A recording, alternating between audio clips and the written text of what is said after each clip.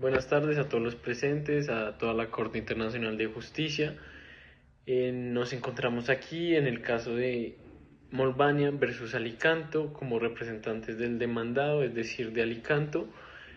Y en primer lugar, nosotros identificamos dos problemas jurídicos en el caso. El primer problema jurídico es si puede Molbania ser internacionalmente responsable por la comisión de un hecho intencionalmente ilícito, en este caso al hacer uso de la fuerza desarrollando los ciberataques en contra del estado de Alicanto. Y el segundo problema jurídico que identificamos es si tiene Molbania el ius standi para intervenir en el caso de Albert Schow frente a la Corte e inferir en industrias nacionales.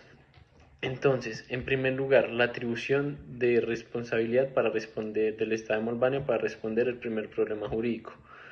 Para determinar la responsabilidad internacional de Molbania, nos basamos en los principios establecidos en la Comisión del Derecho Internacional. Estos están en la resolución 5683 de las Naciones Unidas. Esta resolución, conocida como los artículos sobre responsabilidad del Estado por hechos intencionalmente ilícitos, esta cristaliza la costumbre del derecho internacional y establece que un acto ilícito genera responsabilidad estatal cuando se cumple con dos condiciones. La primera es la atribución de la actuación al Estado y la violación de una obligación internacional. Por otra parte, la atribución de los ciberataques de Desdek a Molbania. En este caso, los ciberataques fueron realizados por Desdek, un grupo terrorista originado en Molbania. Según el jurista James Crawford, la atribución de responsabilidad estatal se da cuando un Estado permite, autoriza o adopta como propios los actos de un grupo. Las investigaciones demuestran que Desdek operaba desde Cricova, la capital de Molbania, lo cual esto da a entender un vínculo territorial claro con dicho Estado. Además, en lugar de tomar medidas para detener o condenar las acciones de Desdek, el Estado de Molbania no solo permitió su actuación, sino que a través de su embajador en Alicante insinuó una medida de represalia en respuesta a las demandas de respeto a los derechos humanos de los migrantes en Molbania. Esta omisión y aceptación tácita del comportamiento de Desdek constituye un acto de adopción de la conducta tal como lo define el artículo 11 de Arcigua.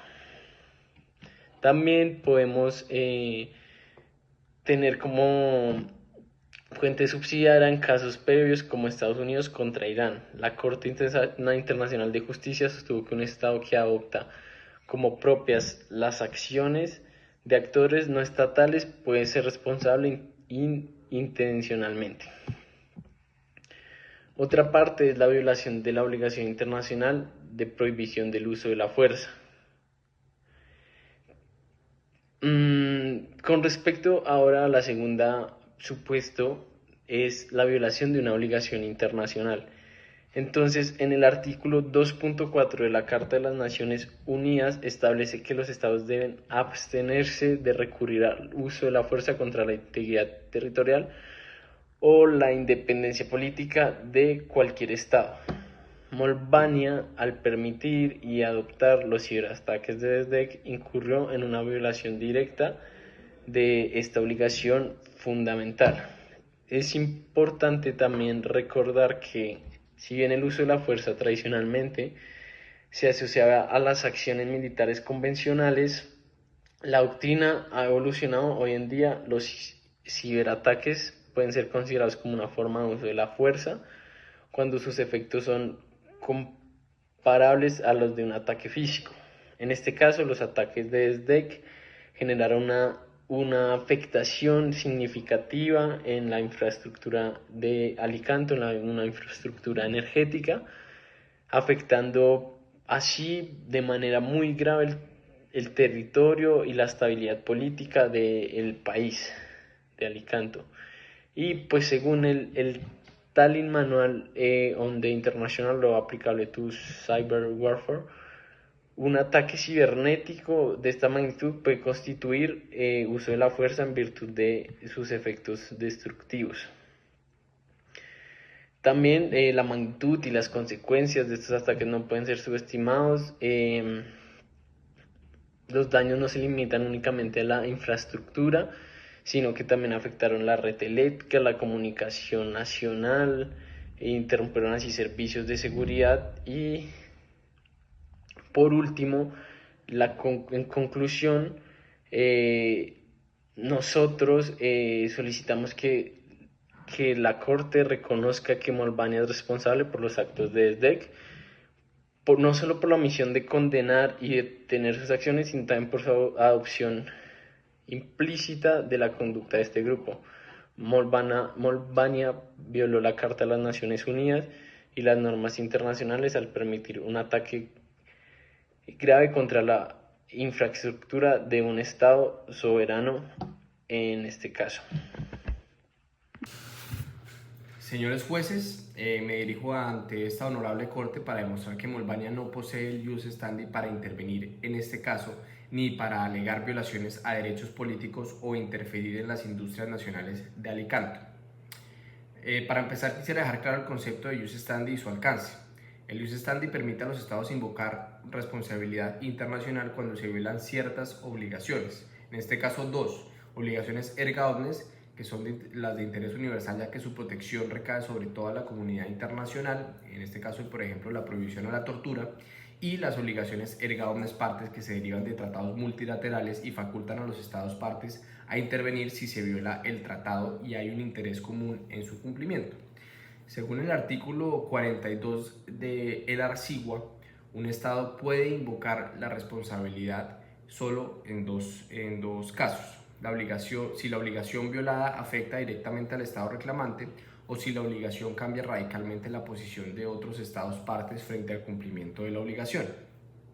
En este caso, Molbania no ha demostrado que Alicanto haya incumplido las obligaciones derivadas del Pacto de Derechos Civiles y Políticos, que lo vamos a llamar de ahora en adelante el PIDCP, y Alicanto ha cumplido plenamente con dicho tratado sin afectar su objeto ni propósito, por lo que no existe una base para la intervención de Molbania.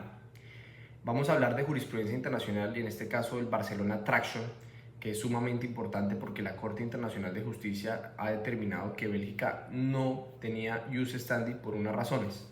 La primera es que no pudo probar que las acciones de España causaron un daño directo a Bélgica como Estado, además de que Bélgica no agotó los recursos internos disponibles antes de recurrir a instancias internacionales.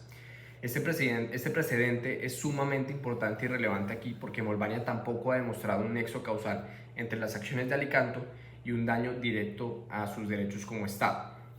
En este caso, las reclamaciones de Molbania se basan en la supuesta protección de los derechos políticos de sus nacionales en Alicanto, lo que no constituye un daño directo ni afecta a las obligaciones derivadas del PIDCP. Para dejar claro el principio de subsidiariedad y su agotamiento, este mismo es el que ha establecido el derecho internacional y exige que los estados primero agoten los recursos internos antes de recurrir a instancias internacionales, como lo es por ejemplo en el caso Handsaid contra el Reino Unido, en el cual el Tribunal Europeo de Derechos Humanos reafirmó que las autoridades nacionales tienen prioridad para resolver estas disputas, ya que conocen mejor sus propias normas y su contexto.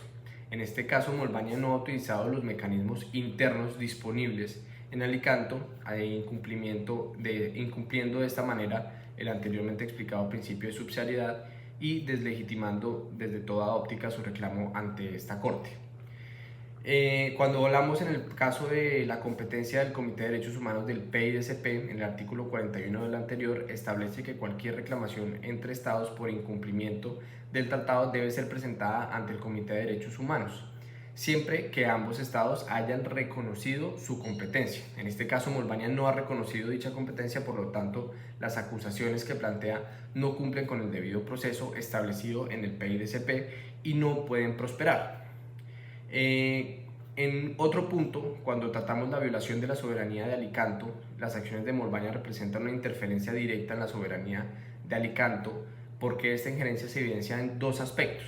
Primero, el financiamiento de la campaña de Albert Scholl, lo que constituye una intervención en los procesos políticos internos de Alicanto. El segundo es el intento de interferir en las empresas estatales de Alicanto, cuestionando su funcionamiento o sin base legítima, como lo señala el doctrinante y el profesor Douglas Casey, en donde dice que la soberanía implica el derecho de un Estado a autogobernarse y elegir su sistema político y económico y promulgar y hacer cumplir sus propias leyes sin interferencia externa. Este principio fundamental está respaldado por el autor Alexander Maersko, quien destaca la importancia de respetar tanto la dimensión interna como internacional de la soberanía en el derecho internacional. Molbany, al financiar las campañas y cuestionar empresas estatales, pretende dictar decisiones que solo competen a Alicanto en este caso, violando así su soberanía. En este caso, y la conclusión de esto, señores jueces, es que Molbany no tiene jus standi para intervenir en este caso por las siguientes razones anteriormente expuestas. Primero, no ha demostrado la violación de ninguna obligación erga omnes partes ni un daño directo a sus derechos como Estado. Segundo, no agotó los recursos internos en Alicanto, incumpliendo así el principio de subsidiariedad. Y tercero, no reconoció la competencia del Comité de Derechos Humanos como exige el artículo 41 del PIDCP, por lo cual sus acciones constituyen una clara violación de la soberanía a Alicanto al interferir en asuntos internos sin legitimidad alguna. Por todo lo anterior expuesto, solicitamos ante esta honorable Corte que se declare inadmisible la reclamación de Molbany hoy en esta Corte.